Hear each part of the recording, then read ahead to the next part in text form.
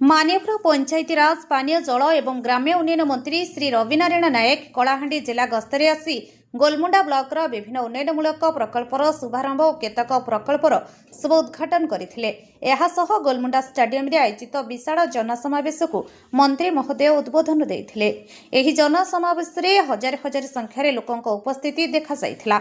अंचलवासींक मध्यरे नूतन उन्नयन प्रकल्प को नहीं उत्साह और आशा देखा देथिबा बेले लोकंक सरकार उपरे विश्वास अतुट थिबार स्पष्ट चित्र प्रकाश पाइथिला।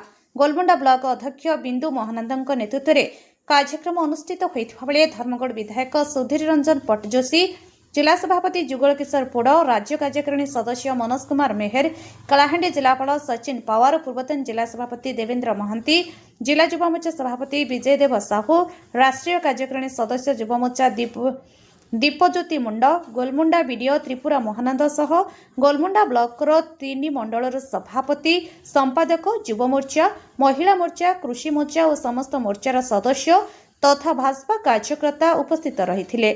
कलाहांडी जिला गोलमुंडारू स्वास्थ्यदीप आदित्यଙ୍କ रिपोर्ट अपराह्न लाइव।